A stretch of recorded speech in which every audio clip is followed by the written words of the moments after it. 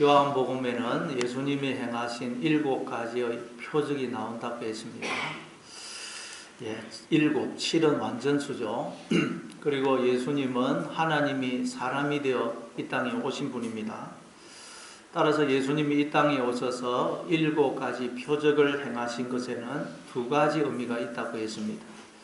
첫째, 우리는 하나님이 우리를 위하여 행하시는 수많은 표적, 기적 속에 살아가고 있음을 의미합니다.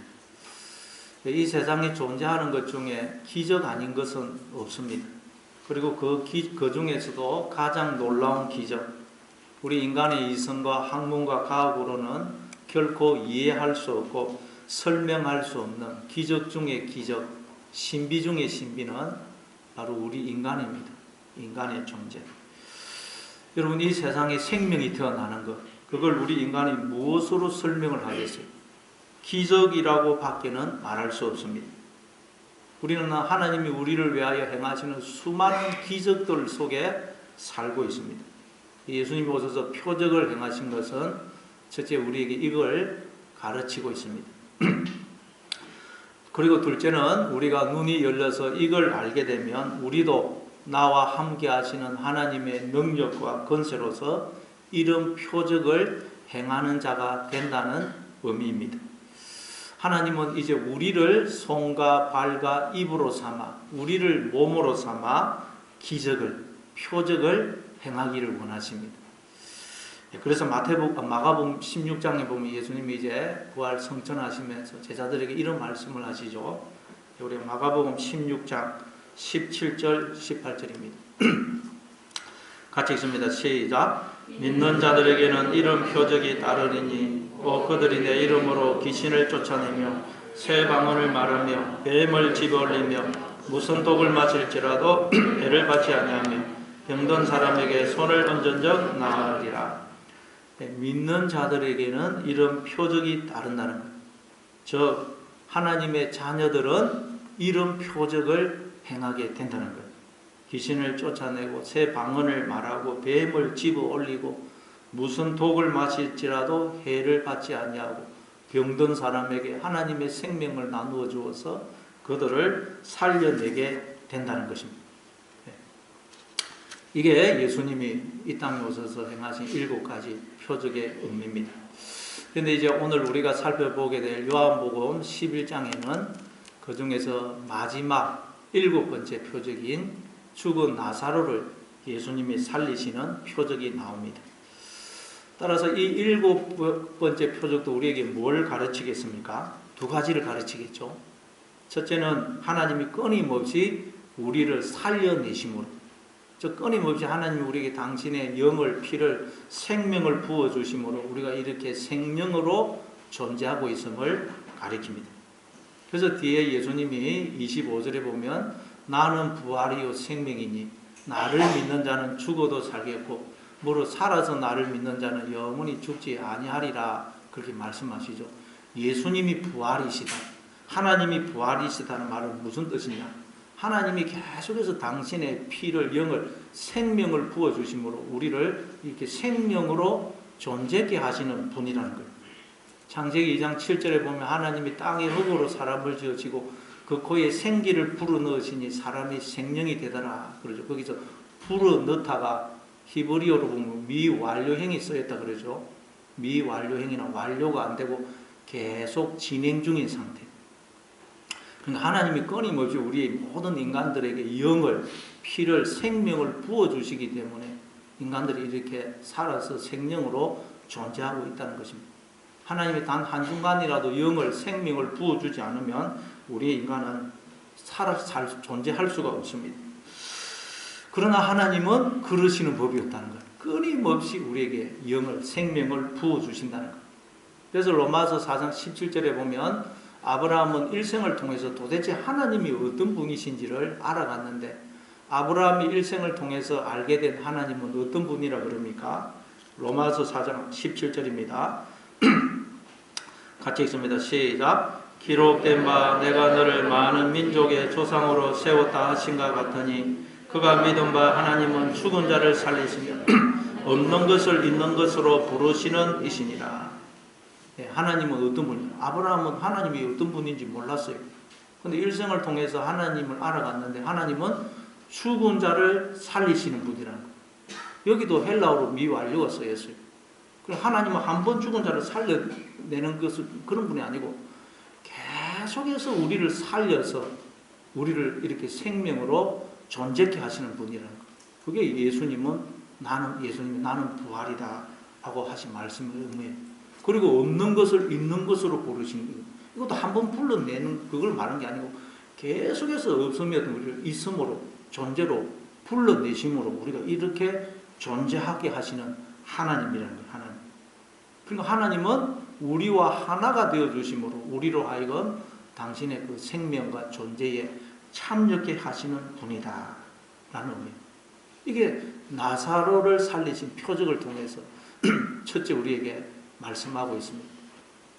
그리고 이제 이 나사로를 살리신 표적을 통해서 두 번째 말씀하는 것은 뭐겠어요? 우리도 생명이신 하나님을 마음의 주인으로 모시면 하나님과의 관계가 회복이 되면 우리도 영원히 산자가 될 뿐만 아니라 우리도 이 하나님의 생명을 나누어 주어 죽은 자를 살려내는 자들이 된다는 것을 가르치고 있는 것입니다. 예수님이 이 죽은 나사로를 살리신 사건도 이걸 우리에게 가르치고 있어요. 엄청난 내용이 들어있죠. 자, 그럼 한번 본문을 우리가 한번 살펴보도록 하겠습니다. 1절, 2절 같이 읽습니다. 시작. 어떤 병자가 있으니 이는 마리아와 그 자매 마르다의 말 베다니에 사는 나사로라. 이 마리아는 향유를 주께 붓고 머리털로 주의 발을 닦던 자요 병든 나사로는 그의 오라버니니라. 어떤 병자가 있다는 말로 시작합니다. 동화책을 보면 옛날 옛적에 어떤 농부가 있었는데 어떤 임금이 있었는데 어떤 소녀가 있었는데 주로 이런 식으로 시작을 하죠. 그건 그 사람이 주인공이라는 말이에요. 욥기서에도 보면 우스 땅에 욥이라 하는 사람이 있었는데 그렇게 시작하죠. 근데 히브리어 본문에 보면 어떤 사람이 우스 땅에 있었는데 그의 이름은 욥이더라 이렇게 되어 있어요. 어떤 사람이 우스 땅에 있었다는 거예요. 오늘 본문도 마찬가지입니다. 헬라어로 보면 티스 어떤 자가 있었다. 어떤 자. 그 자가 병이 들었다는 거예요.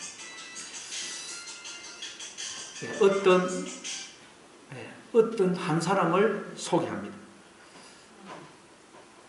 그러니까 지금 오늘 본문은 이 어떤 이 사람이 휴대폰을 여러분 진동이나 꺼주시기 바랍니다. 예배 시작하기 전에는 어떤 이 사람이 주인공이에요. 주인공. 그럼 여러분 이 사람은 누구를 가리키겠어요? 우리 한 사람을 가리키는 거예요. 나를 가리키는 거예요. 그러니까 성경은 어떤 이 사람을 통해서 나의 모습을 클로즈업해서 보여주는 거예요. 근데 이 사람이 뭐라 그래요? 병자라는 거예요. 병자라는 말이 헬라어로 아스테네온이라는 단어가 써있는데 이건 죽을 수밖에 없는 그런 심각한 병을 가리킬 때 사용하는 단어입니다. 그러니까 지금 어떤 사람이 있는데 이 사람은 죽을 병에 걸려서 죽을 수밖에 없는 사람이라는 거예요. 도대체 무슨 병에 걸려서 죽을 수밖에 없을까요? 성경은 무슨 병에 걸렸는지는 설명을 하지 않습니다. 어쨌든 지금 이 사람은 병에 걸려서 목숨이 위태로운 상황입니다. 자, 그런 다음 성경은 이 어떤 사람을 신상을 소개하기를 이 사람은 베다니에 사는 자인데 예수님께 향유를 붓고 머리털로 주님의 발을 닦던 마리아와 그 자매 마르다의 오라버니라고 소개합니다. 아마 부모님은 안 계시고 두 누이와 함께 살았던 것 같습니다.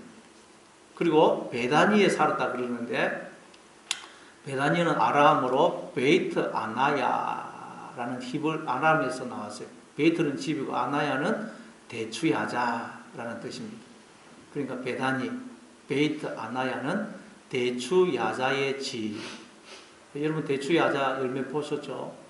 그 우리나라의 대추 비슷하게 생겼는데 굉장히 달고 영양가가 많은 열매입니다. 그래서 중동 사람들은 이 대추야자를 생명의 열매라고 부릅니다. 그러니까 여러분 이 베다니 대추야자의 집은 우리가 이해하기 쉽게 번역하면 생명의 열매의 집, 생명의 열매가 있는 집, 그런 뜻이에요. 그러니까 이 병든 자는 생명의 열매가 있는 집에 살기 때문에 생명의 열매를 먹어서 얼마든지 병들지 않고 죽지 않을 수 있는데 병들어서 지금 죽어가고 있음을 우리에게 말하고 있는 거예요. 그러면 이 말 무슨 뜻이에요? 이 사람은 생명의 열매를 안 따먹고 엉뚱한 열매를 따먹고 지금 병이 들어서 죽어가고 있음을 가르치고 있어요. 그리고 이 사람의 이름을 이제 뭐라 그래요? 나사로다. 나사로. 이 나사로는 히브리어 엘르아살이라는 말에서 나왔어요. 엘르아살. 민수기 10장에 보면 아론의 셋째 아들이 엘르아살이죠. 아론의 두 아들 나답과 아비후가 하나님이 명하시지 않은 다른 불을 향로에 담아다가 분향을 하는 바람에 죽임을 당합니다. 그래서 아론의 셋째와 넷째 아들 엘르아살과 이다말이 두 형을 대신해서 제사장 직무를 행하죠. 그때 이 셋째 아들 이름이 엘르아살. 엘르아살은 하나님이라는 뜻의 엘과 도움, 베필이라는 뜻의 에제르의 합성어입니다. 따라서 엘르아살은 하나님이 베필이시다. 베필이신 하나님이라는 뜻이에요.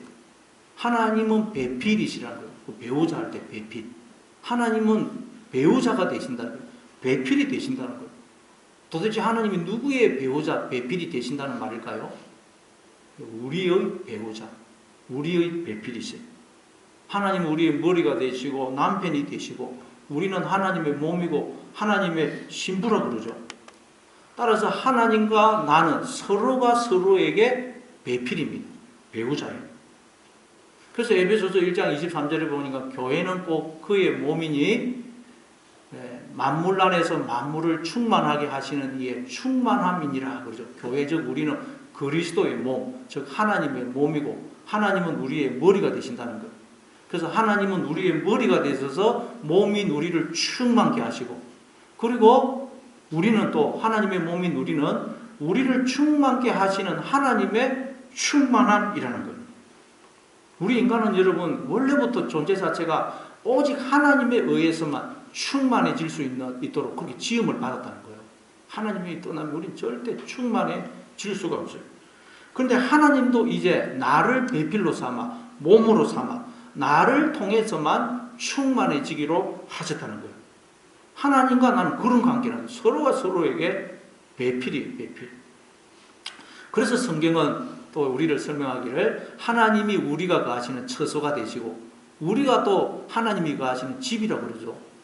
여러분 집은 그 안에 주인이 있어야지 주인이 없으면 그 집은 빈집이 되고 공허합니다.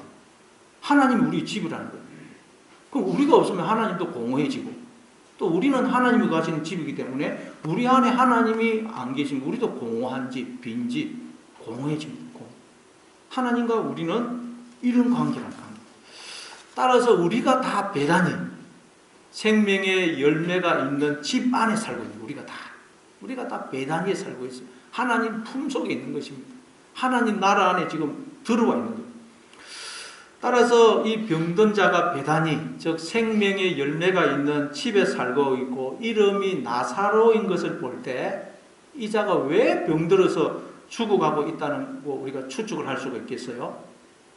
배필이시고 남편이시고 머리이시고 생명이신 하나님을 거부함으로 하나님과의 관계가 단절되어 생명의 열매를 먹지 못해서 병들어 죽어가고 있음을 우리는 알 수가 있습니다. 이게 모든 인간들의 실상이에요. 생명의 열매의 집안에 들어와 있는데도 그 생명의 열매를 먹지 못해서 모든 인간들이 병들어 죽어가고 있다는 거예요. 그런데 우리도 이럴 때가 많죠. 내가 나의 주인이 되므로 하나님과의 관계가 단절이 되어서 생명의 열매를 먹지 못해 병들어 죽어갈 때가 너무 많습니다. 이게 우리의 모습이라는 거예요. 자, 그런데 이 병들어 죽어가는 나사로가 살아나는데 어떤 이들이 결정적인 역할을 합니까? 물론 예수님이 오셔서 이 죽은 나사로를 살리시지만 마르다와 마리아가 이 병든 나사로를 간호해주고 또 주님께 사람을 보내어서 간구했기 때문에 예수님이 오셔서 살리신 것입니다. 그러니까 하나님이 나에게 생명을 주시고 나를 보호하시되 부모, 형제, 이웃, 내 주변의 사람들을 통해서 그렇게 하신다는 거예요. 우리는 전적인 보호와 도움을 받아서 생명을 누리고 있다는 거예요. 인간은. 그렇죠. 여러분, 짐승은 태어날 때부터 막 뛰어다녀요.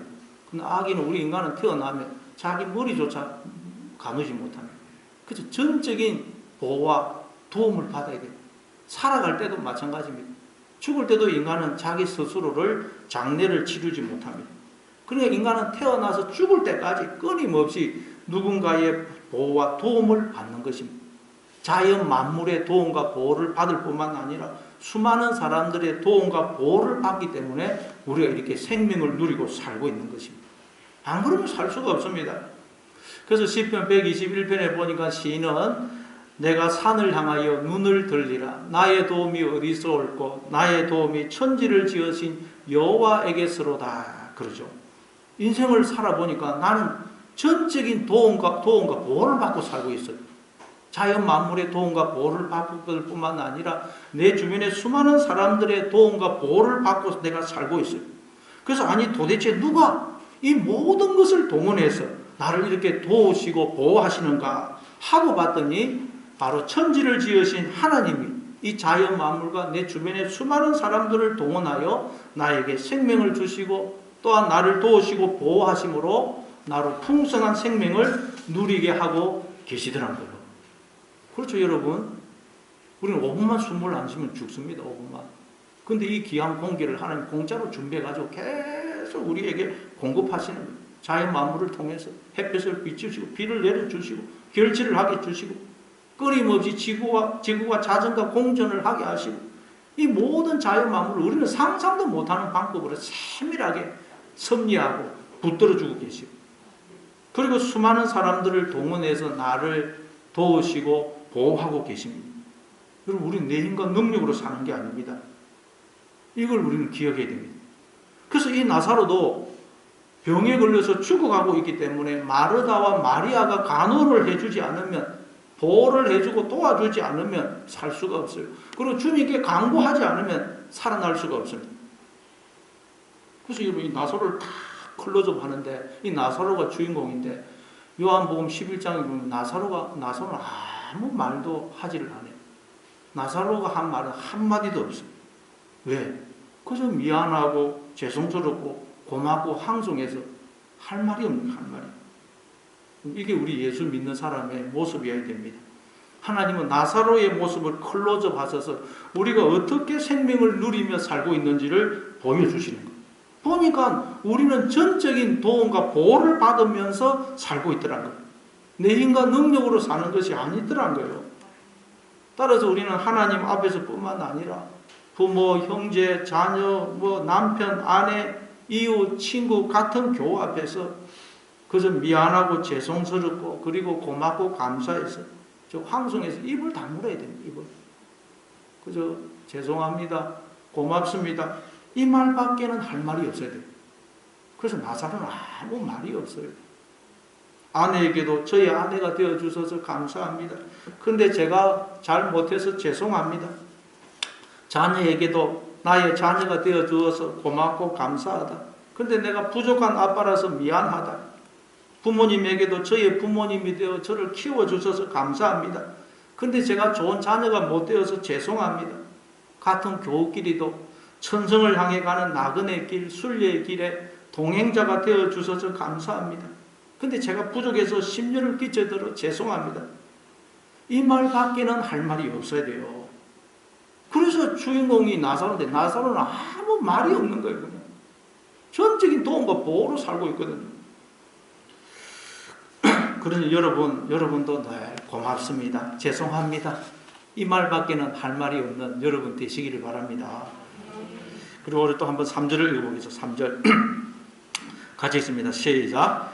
이에 그 누이들이 예수께 사람을 보내어 이르되 주여 보시옵소서 사랑하시는 자가 병들었나이다 하니 나사로가 병들어 죽어가자 그 누이들이 예수님께 사람을 보내어서 주여 보시옵소서 사랑하시는 자가 병들었나이다 그렇게 간구합니다.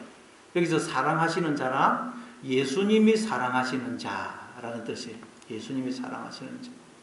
그러니까 이들은 예수님이 자신들과 나사로를 사랑하고 있다는 것을 안 것입니다. 그래서 이렇게 간구할 수 있는 것입니다. 여러분, 우리가 하나님께 언제든지 또 무엇이든지 간구할 수 있는 이유가 무엇입니까? 하나님께서 우리를 사랑하신다는 것을 알기 때문이에요.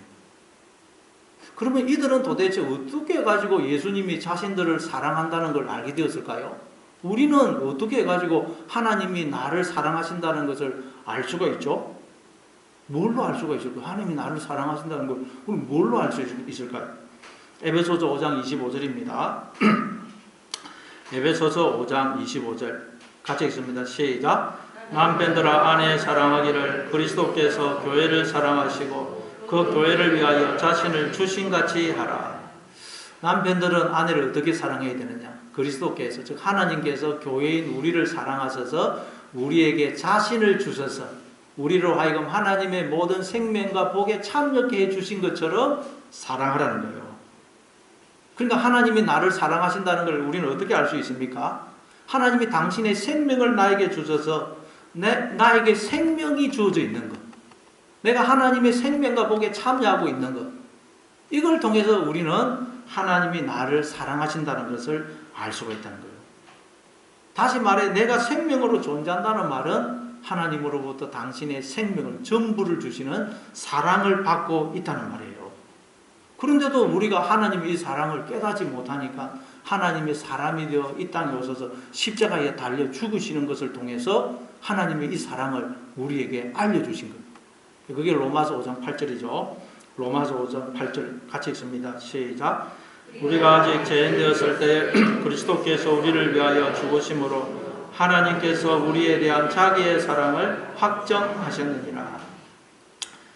그러니까 예수님은 십자가에 달려 죽으심으로 하나님께서 우리를 얼마나 사랑하고 계시는지를, 우리가 하나님으로부터 얼마나 놀라운 사랑을 받고 있는지를 그 십자가에 달려 죽으시는 것을 통해서 우리에게 알려주신 것입니다. 그런데 이 마리아와 마르다는 아직 예수님이 십자가를 지시기 전이지만 그걸 안 거예요. 어떻게 알았을까요? 예수님이 아직 십자가를 지기도 전인데. 누가복음 10장에 보면 예수님이 이 마리아의 집을 방문하시죠. 그때 마르다는 음식을 하느라 분주하고 마리아는 예수님의 발 앞에서 예수님의 말씀을 듣죠. 그래서 마르다가 막 짜증을 부리니까 예수님도 너도 말씀을 들으라고 말씀해요. 그러니까 아마 이들은 예수님의 방문과 그 말씀을 통해서 예수님이, 즉 하나님이 자신들을 사랑하고 있음을 깨닫게 된 것입니다. 아, 예수님이, 하나님이 이처럼 우리를 사랑하고 계시구나 깨달은 거예요.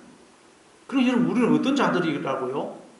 우리는 한 사람 한 사람 그냥 보통 사람이 아니라는 거예요. 여러분, 하나님으로부터 당신의 생명을 전부를 주시는 사랑을 받고 있는 자들이라는 거예요. 우리 모든 인간은 보통 인간이 아닙니다. 그래서 우리는 언제든지 하나님 앞에 나올 수 있고 무엇이든지 하나님 앞에 간구할 수 있는 것입니다. 그러니 나는 하나님으로부터 당신의 생명을 전부를 주시는 사랑을 받고 있는 자다. 이걸 늘 기억하시기 바랍니다. 뿐만 아니라 하나님을 알지 못하는 자들에게 당신은 하나님으로부터 그 하나님의 생명을 전부를 주시는 사랑을 받고 있습니다. 라는 것을 여러분 알려주시는 여러분 되시기를 바랍니다. 자, 그렇게 너희들이 예수님께 사람을 보내어서 주님께서 사랑하시는 저의 오라버니가 병들어 죽어가고 있습니다. 그러니까 예수님은 어떤 반응을 보입니까? 그러니까 말하자면 기도를 했는데 어떤 반응을 보이느냐? 우리 한번 4절을 읽어보겠습니다. 4절 같이 읽습니다. 시작. 예수께서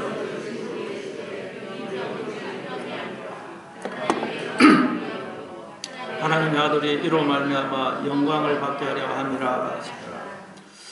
예수님은 나사로가 죽을 병에 걸려서 죽어가고 있다는 이야기를 들으시고는 이 병은 죽을 병이 아니고 하나님의 영광을 드러내기 위함이요 또 하나님의 아들도 이로 말미암아 영광을 받도록 하기 위해서 주어진 병이다. 이게 무슨 말이죠? 우리가 병들고 죽어야, 우리가 고통을 당하고 불행해져야 하나님이 영광을 받으신다는 그런 말입니까? 우리가 비참해져야 하나님이 영광을 받으신다는 말일까요? 이 세상은 그렇습니다. 이 세상은 정글과 같은 경쟁 사회이기 때문에 내가 라이벌을 이기고 짓밟아야 영광을 얻습니다. 내가 학교나 회사에 합격을 한다는 말은 누군가가 떨어져야 된다는 말이에요. 선거에서도 내가 당선된다는 말은 경쟁자가 낙선했다는 말이에요. 낙선. 라이벌의 불행이 내 영광인 거예요. 이 세상에서. 투수가 승률이 좋으려면, 저 영광을 얻으려면 타자가 공을 못 쳐야 됩니다. 타자가 불행해져야 돼요. 타자가 불행해질 때 투수가 영광을 받아요. 반대로 타자가 영광을 받기 위해서는 투수가 불행해져야 돼요. 야구나 축구 팀도 보면 뭐 한 5, 60명 된다. 한 팀에 5, 60명 된다. 한 3분의 1은 1군이고 한 3분의 1은 2군입니다. 그리고 1군에도 주전이 있고 후보가 있어요. 근데 정식 시합 때는 주전 선수만 시합에 출전합니다. 후보는 늘 벤치에 있습니다. 근데 이 후보 선수가 어떨 때 시합에 뛸 수 있느냐? 주전 선수가 슬럼프에 빠지거나 부상을 당하면 이 후보였던 벤치에 앉아있던 후보 선수가 출전을 해요. 그리고 1군의 주전이나 후보가 다 슬럼프에 빠지거나 부상을 당하면 2군 선수가 또 올라와가지고 시합을 뛰게 됩니다. 그러니까 1군 중에 후보 선수나 2군 선수들은 주전이나 1군의 선수들이 슬럼프에 빠지거나 부상을 당하기를 은근히 마음속으로 기다리고 있어요. 왜? 그들의 불행이 내 영광이기 때문입니다. 이게 세상이에요. 왜냐하면 세상은 경쟁 사회이기 때문입니다. 그럼 하나님과 우리의 관계도 그런 경쟁 관계란 말입니까? 그래서 우리가 불행해져야 하나님의 영광을 받으신다는 그런 말일까요? 그래서 우리는 하나님의 영광을 위해 아무 소리도 하지 말고 고통과 불행을 감내해야 된다는 말입니까? 네, 전혀 그렇지 않습니다. 그 뒤에 뭐라 그래요? 거기 4절에 보니까 하나님의 영광을 위함이요 또 하나님의 아들이 이로 말미암아 영광을 받게 하려 함이라. 하나님의 아들이 누구예요? 예수님이면서 우리죠. 그러니까 여러분 하나님의 영광이 곧 아들인 우리의 영광이라는 거예요. 하나님의 불행은 우리의 불행이에요. 하나님의 고통은 우리의 고통이고 또 나의 고통은 하나님의 고통이고 하나님의 영광과 내 영광이 하나라는 거예요. 왜? 하나님 우리는 서로 배필의 관계, 배우자의 관계거든요. 이 영광이라는 것은 그 존재가 이 바깥으로 드러나는 거예요. 독사, 도케오라는 동사에서 나와서 생각하다, 또 찬양하다, 뭐처럼 보이다. 우리가 지금 생각을 엉망으로 하죠. 머리 대신 하나님의 뜻을 따라 바르게 생각하고 바르게 말하고 바르게 행동함으로 하나님을 우리가 드러낼 때 그걸 우리가 하나님께 영광을 돌린다. 우리가 하나님의 몸 아닙니까? 하나님은 우리를 몸으로 삼아 당신을 드러내기를 원하세요. 그런데 우리는 대부분 말과 생각과 행동을 통해서 나를 드러내죠. 우리가 하지 말아야 될 생각을 얼마나 많이 합니까? 하지 말아야 될 말과 행동을 얼마나 많이 해요. 내가 나의 주인이 머리가 되어서 하나님의 뜻과 상관없이 내 인생을 내 마음대로, 내 뜻대로, 내 고집대로, 내 주장대로 살 때가 얼마나 많습니까? 그게 바로 하나님의 영광을 드러내지 못하는 상태요, 병든 상태입니다. 하나님과의 관계가 지금 단절된 상태. 머리가 없는 상태. 가짜 머리를 달고 있는 상태인 것입니다. 이게 죽을 병에 걸린 상태예요. 그런데 여러분, 원래 우리는 이 세상에 이 병에 걸려서 보냄을 받습니다. 죽을 병에 걸린 채로 보냄을 받아 죄와 허물로 죽은 자로 보냄을 받습니다. 하나님과의 관계가 단절된 상태로 태어납니다. 그런데 예수님은 그런 우리가 다 죽을 병에 걸려서 태어났는데 그 병을 두고 이 병은 죽을 병이 아니라고 그래요. 그러니까 우리는 이 세상에 죽을 병에 걸린 채로 하나님과 단절된 차로 보냄을 받아요. 그래서 온갖 병의 증상들이 나타납니다. 하나님과 단절됐기 때문에 온갖 병의 증상이 나타나요. 두려움, 불안, 염려, 절망, 좌절, 미움, 분노, 시기, 질투, 허무, 고독, 외로움, 우울 이런 것을 경험합니다. 또 질병에 걸리기도 하고 사고를 당하기도 하고 대학에 떨어지기도 하고 사업에 실패하기도 하고 경제적인 어려움을 당하기도 하고 배신을 당하기도 하고 가정이 깨어지기도 하고 온갖 억울함과 욕을 듣기도 하고 상처를 받기도 합니다.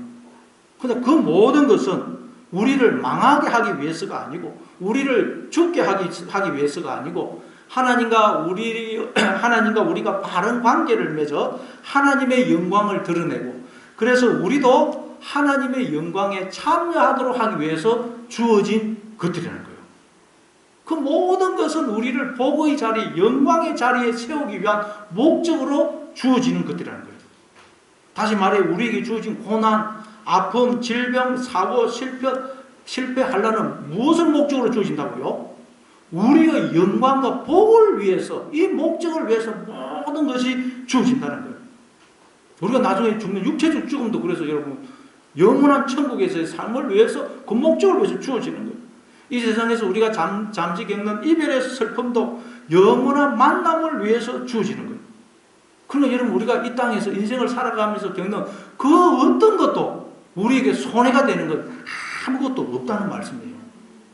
죽을 병도 하나님의 영광과 우리의 영광을 위해서 주어진다는 거예요. 계시록 7장 13절 14절입니다. 계시록 7장 13절 14절 같이 읽습니다. 시작. 장로 중 하나가 응답하여 나에게 이르되 너 어디서 왔느냐? 그가 나에게 이르되 이는 큰 환란에서 나오는 자들인데 어린 양이 희게 하였느니라. 계시록 7장 앞부분에 보면 이마에 하나님의 인마전 14만 4천이 나오죠. 이마에 하나님의 인, 도장을 찍겠다는 말은 무슨 뜻이에요? 하나님의 소유라는 말이에요. 소유. 우리는 원래 하나님의 소유입니다. 하나님이 성령으로 우리에게 꽉 도장을 찍듯이 들어서 하나가 되어주심으로 다 우리가 생명으로 존재하고 있지 않습니까? 그게 나라는 존재가 내게 아니에요. 따라서 우리는 이 나라는 존재를 원래 주인 대신 하나님께 돌려드려야 됩니다. 그래서 하나님을 나의 주인으로 머리로 모시고 머리 대신 하나님의 뜻을 따라 생각하고 말하고 행동해야 돼요. 즉 생각과 말과 행동을 통해서 하나님을 드러내야 됩니다. 그게 하나님의 영광을 드러내는 것이고 그때 그게 이마에 하나님의 인을 맞은 상태, 도장이 탁 찍혀서 하나님의 소유가 되어서 생각과 말과 행동을 통해서 하나님을 드러내는 상태. 그러면 우리도 하나님의 영광에 참여하게 되는 거예요. 나를 하나님께 드리면 우리는 하나님을 얻게 되는 거예요. 나는 하나님의 것, 하나님은 내 것. 왜? 우리는 하나님과 나는 서로 배필의 관계거든. 배필. 그런데 그렇게 이마에 하나님의 인을 맡게 된 그들을 두고 흰옷을 입었다 부르면서 그들이 어떤 과정을 통과함으로써 이마에 하나님의 인을 맡게 되고 그 옷이 희게 되었다 그래요?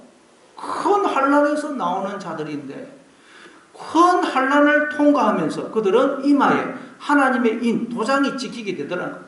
생각과 말과 행동을 통해서 하나님을 드러내게 되더라는 거예요. 머리 대신 하나님의 뜻을 따라 바른 생각을 하고 바른 말을 하고 바른 행동을 하게 되더라는 거예요. 그걸 흰옷을 입은 것으로 설명하는 거예요. 큰 환난을 통과하면서 더러워졌던 흰옷이 씻어져서 희게 되더라는 거예요. 원래 우리는 하나님의 옷이 되어주심으로 그리스도로 옷 입은 자 아닙니까? 옷이란 신분, 존재를 상징해요. 우리의 존재. 그래서 우리는 생각과 말과 행동을 통해서 하나님을 드러내야 돼요. 그런데 우리 옷이 딱 더러워진 거예요. 내가 나의 주인이 되므로 하나님과 상관없이 생각하고 말하고 행동함으로 옷이 더러워진 거예요. 그런데 어떻게 하니까 옷이 깨끗해지더라고요? 큰 환난을 통과하면서 그 옷이 씻어져서 희게 되더라고요. 큰 환난을 통과하면서 우리는 비로소 머리 대신 하나님의 뜻을 따라 바르게 생각하고 바르게 말하고 바르게 행동을 하게 되더라고요. 그래서 하나님의 영광을 드러내고 또 우리도 하나님의 영광에 참여하게 되더라고요. 그럼 반면에 여러분 오른손이나 이마에 짐승의 표를 받은 자는 어떤 자들이겠어요? 자기가 자기의 머리가 되어서 하나님과 상관없이 그냥 마음대로 생각하고 마음대로 말하고 마음대로 행동하는 사람. 그 사람은 이마와 오른손에 짐승의 표를 받은 짐승의 표. 하나님이 아닌 자기를 드러내는 자.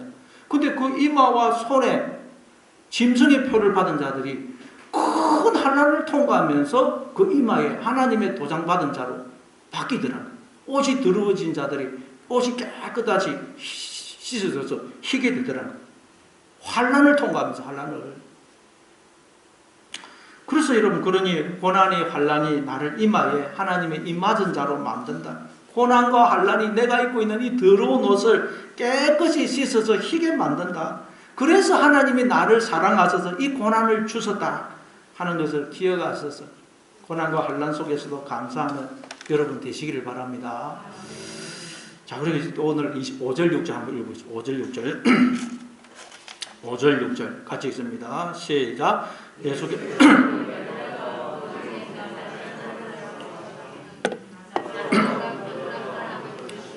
그 계시던 곳에 이틀을 더 유하시고 예수님이 본래 즉 원래부터 처음부터 마르다와 그 동생과 나사로를 사랑하셨다고 말씀합니다. 아니 원래부터 처음부터 사랑하셨다면 나사로가 병들지 않게 해주셔야 되는 거 아닙니까? 그런데 사랑하신다면서 왜 병들도록 하시죠? 거기다가 더 이해가 안 되는 것은 나사로가 병들었다는 이야기를 듣고서도 왜 당장 달려가시지 않고 그것이 이틀이나 더 유하시죠? 자, 지금 예수님 어디 계십니까? 세례 요한이 세례 주던 그 요단강 동편 베레아 지역에 거하고 계십니다. 이 베다니, 나사로가 사는 베다니는 예루살렘 바로 오른쪽에 붙어 있어요. 5km도 안 됩니다. 근데 이 베다니에서 또 이렇게 한참 오른쪽으로 가면 요단강이 있고, 요단강 건너편 베레아, 거기에 지금 예수님이 지금 거하고 계십니다. 그래서 이 베다니에서 베레아까지는 한 30km 돼요. 그리고 30km 하루 종일 걸어야 되죠. 꼬박 하루를 걸어가야 되는 거리예요. 그런데 뒤에 39절에 보면 예수님이 베다니에 왔더니 이미 나사로가 죽은 지 며칠이라고 그래요? 나흘이라고 그래요. 나흘. 자, 이 베다니에서 베레아는 그래서 하루입니다. 하루. 그러니까 마르다가 보낸 심부름꾼이 베다니에서 베레아까지 가는데 얼마 걸리죠? 하루. 그리고 예수님이 그 이야기를 듣고 베레아에 이틀을 더 유하시고 그럼 3일 지났죠? 그리고 또 예수님이 베레아에서 베다니까지 오는데 하루, 그럼 4일이에요. 4일 걸려서 왔더니 나사로가 이미 죽은 지 사흘째라는 거예요. 이건 뭘 의미합니까? 마르다가 보낸 심부름꾼이 출발한 지 얼마 안 돼서 나사로가 죽었다는 말이에요. 그래서 이 심부름꾼이 하루 걸려서 예수님께 도착해가지고 그 이야기를 했을 때 이미 나사로는 죽었어요. 심부름꾼은 모르고 있지만 예수님은 다 아셨어요. 그런데도 예수님은 이틀이나 그곳에 더 유하시더라고요. 아니 어떻게 이럴 수가 있습니까? 지금 마르다와 마리아의 마음은 얼마나 절박하겠어요. 지금 뭐 오라버니가 좀 숨이 꼴딱꼴딱 하는데 제발 예수님이 나사로가 죽기 전에 어쩌서 살려주셔야 될 텐데 애간장이 타들어가는 심정으로 예수님을 기다리고 계셨을 거예요. 예수님 마음은 뭐 그냥 그곳에 빵 나타나실 수 있잖아요. 그곳에서도 빵 나타나실 수 있고 안 그러면 말씀만으로도 고쳐주실 수가 있어요. 그런데 아무 소식이 없어요. 그래서 결국 나사로가 죽습니다. 아니 주님께서 사랑하신다면서 어떻게 이럴 수가 있었죠? 그렇지만 마리아와 마르다는 지푸라기라도 잡는 심정으로 혹시 죽더라도 장사 지내기 전까지 예수님이 오시면 뭔가 방법이 있을 거야 하는 마음으로 주님이 오시기를 기다렸어요. 그런데도 또 주님이 오시지를 않네요. 중동 지역은 날씨가 덥기 때문에 한 이틀 지나면 시체가 썩어서 냄새가 나요. 그럼 더 이상 시신을 놔둘 수가 없어요. 기다릴 수가 없어요. 그래서 이제 무덤에 나사로의 시신을 장사 지냈습니다. 그럼 이제 모든 게 끝난 거예요. 이때 마르다와 마리아의 심정이 어땠을까요? 그리고 나중에 아마 이 신부름꾼이 돌아와가지고 예수님한테 그 이야기를 했더니 예수님이 듣고서도 일부러 이틀이나 그곳에서 더 유했다는 이야기를 안 들었겠어요? 얼마나 예수님께 대한 배신과 실망감과 분노의 마음이 들었겠어요? 하나님이 아브라함에게도 내가 네 자손이 하늘의 별처럼 바다의 모래처럼 많게 주겠다고 약속하셨어요. 그래서 아브라함은 하나님이 그 약속을 철석같이 믿고 기다렸습니다. 근데 하나님은 약속을 이루어주지를 않으시네요. 자꾸 기다리게 하십니다. 언제까지 기다리게 하시죠? 아브라함이 100세가 되어서 자기 몸이 죽은 것 같고 사라도 90세가 되어서 태가 죽은 상태가 될 때까지, 태가 죽은 것 같은 상태가 될 때까지, 즉 인간적인 가능성이 다 사라질 때까지 기다리게 하세요. 기다리게. 하나님께서 이스라엘 백성들을 애굽에서 끄집어내시면서 내가 너희들에게 젖과 꿀이 흐르는 약속의 땅에 들어가도록 해주겠다 약속을 하셨어요. 그래서 이스라엘 백성들은 젖과 꿀이 흐르는 약속의 땅에 들어갈 소망을 갖고 애굽에 나왔어요. 근데 하나님께서 그들을 어디로 인도하시죠? 광야로 인도하시죠. 광야. 40년 동안 광야에서 살게 하세요.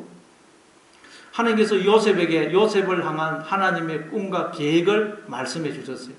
요셉이 꿈을 꿨는데 보니까 자기의 곡식단은 가운데 서고 형들의 곡식단은 빙 둘러서 자기의 곡식단에게 절을 하고 해와 달과 11별들이 자기에게 절을 하는 꿈이었어요. 하나님께서 요셉을 존귀한 자, 하나님의 그 통치, 다스림에 참여케 해 주시겠다는 약속입니다. 그런데 그 꿈을 꾼 후 요셉은 어떻게 되죠? 형들에 의해서 저 애굽의 노예로 팔려갑니다. 그런데 요셉이 하나님께 얼마나 기도했겠어요. 하나님 저 집으로 돌아가게 해주세요. 가는 동안 내내 기도했을 것입니다. 그런데 하나님의 응답이 없어요. 결국 노예로 팔려가고 나중에는 또 모함을 받고 감옥에 들어갑니다. 어떻게 이럴 수가 있죠? 하나님께서 다윗에게 사무엘을 보내어서 기름을 부으시면서 앞으로 내가 너를 이스라엘의 왕이 되게 해주겠다고 약속했습니다. 그랬더니 그 일 후에 다윗은 어떻게 됩니까? 사울 왕이 다윗을 죽이려고 창을 던지죠. 그때 다윗이 얼마나 기도했겠어요. 하나님 저 사울 왕의 마음을 바꿔주세요. 그런데 사울 왕의 마음이 더 악해져요. 그래서 다윗은 살기 위해서 급하게 맨몸으로 도망을 가고 사울 왕의 추격을 피해서 10년 넘게 도피 생활을 하게 됩니다. 오늘 본문에도 예수님은 나사로가 지금 죽어간다는 이야기를 들으시고도 이틀을 더 지체를 하세요. 아니 도대체 왜 이러시는 것일까요? 근데 우리가 신앙생활을 해보면 이게 우리의 인생이죠. 이게 신앙생활이에요. 성경에 보니까 하나님이 나를 사랑하신다 그러고 나를 향해 놀라운 계획을 가지고 계신다 그래요. 그래서 우리는 큰 기대와 소망을 갖고 신앙생활을 합니다. 인생을 살아요. 그런데 인생을 살아보니 이게 어떻게 되는 일인지 질병에 걸립니다. 사업에 실패합니다. 경제적으로 어려움을 당합니다. 대학에 떨어지고 취직이 안 되고 결혼을 못합니다. 가정이 깨지고 여러 가지 어려움, 고난, 환란이 주어집니다. 욕을 듣고 상처를 받고 억울함을 당합니다. 그러면 우리는 마르다처럼 속으로 하나님께서 곧 낫게 해주실 거야. 하나님께서 곧 이 어려움을 해결해 주실 거야. 생각하면서 기도합니다. 기도하는데도 응답이 없으면 내 기도가 부족해서 그런 모양이다 라고 생각해서 무슨 천일 작전 기도도 하고 특별 새벽 기도도 하고 때로는 금식 기도도 합니다. 그런데 이게 웬일입니까? 아무리 기도해도 기도 응답이 없네요. 질병은 낫지를 않고 고난과 어려움은 더 심해지네요. 상황이 더 악화돼요. 이틀이 아니라 2년, 20년이 지나도 주님이 안 오세요. 기도에 응답이 없습니다. 그러면 나중에는 체념이 되면서 마음의 원망과 분노가 생깁니다. 그런데 예수님이 왜 이틀을 요하신다고요? 사랑하지 않아서가 아니라 사랑하시기 때문이라는 거예요. 사랑하시기 때문에 기다리신다는 거예요. 그래서 나사로가 완전히 죽어 시체가 썩어서 냄새가 날 때까지 무덤에 완전히 묻힐 때까지 기다리시는 거예요. 다시 말해 인간적 가능성. 즉 나는 내 힘과 능력으로 살 수 있다고 생각하는 그 나의 옛사람이 죽어서 완전히 무덤에 묻힐 때까지 하나님이 기다리신다는 거예요. 그래서 나는 내 힘과 능력과 지혜로 사는 것이 아니구나. 하나님의 전적인 은혜와 도우심으로 사는 것이구나 하는 것을 깨닫고 오직 하나님만 바라보고 의지하는 자가 될 때까지 기다리시는 거예요. 그러니까 여러분 이 기다림은 예수님께는 더 큰 고통인 거예요. 고통. 그럼 어린 자녀가 아파서 병원에 가가지고 주사를 맞는다든지 수술을 할 때 애들이 울면 그걸 지켜보는 부모의 마음은 더 고통스럽지 않습니까? 그렇지만 아이를 살리기 위해서 부모는 아이를 확 붙잡아서 주사를 맞게 하고 수술을 받게 하는 것입니다. 왜냐하면 그래야 아이가 살기 때문입니다. 우리 하나님도 지금 그러시더라는 거예요. 우리가 지금 죽을 병에 죽어가고 있기 때문에 우리 곁에서 계속 우리를 고치시고 살리고 계시다는 거예요. 근데 우리가 지금 죽을 병에 걸려서 의식이 없어서 나와 함께 하시면서 나를 고치시고 살리시는 하나님을 보지 못하고 있다는 거예요. 그래서 하나님이 왜 응답을 안 하십니까? 왜 나를 찾아오지 않으십니까? 우리가 그렇게 울부짖고 있다는 거예요. 자, 이사야서 30장 18절입니다.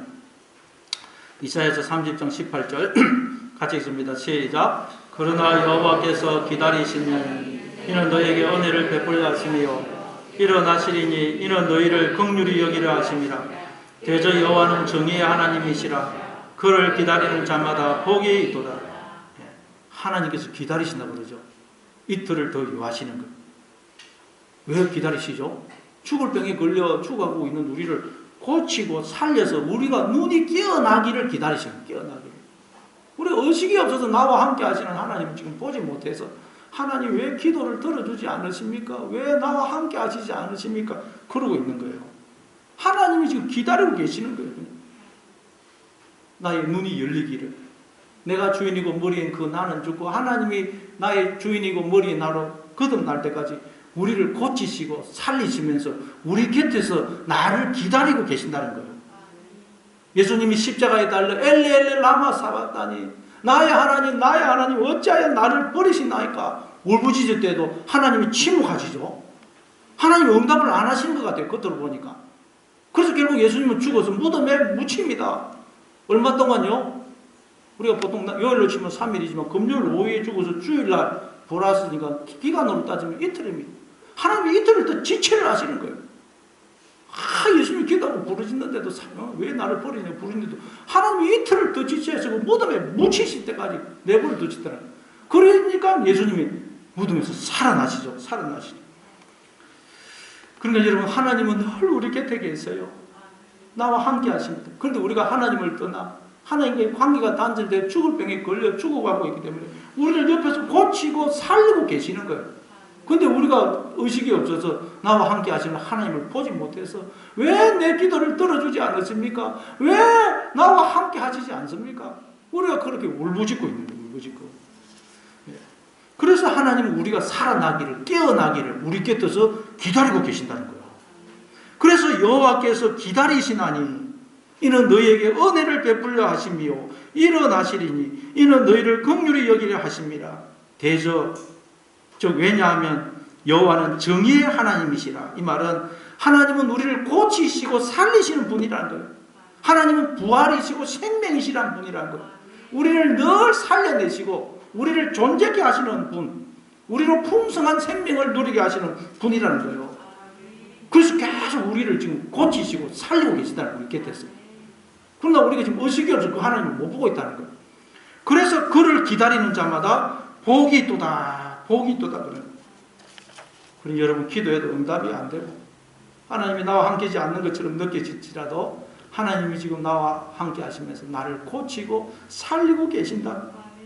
하나님이 나보다 더 애타는 마음으로 내가 깨어나기를 나를 영광의 자리에 복의 자리에 세우기를 더 기다리고 계신다 하는 것을 기억하셔서 기쁨과 소망 중에 하나님을 기다리시는 여러분 되시길 바랍니다. 아버지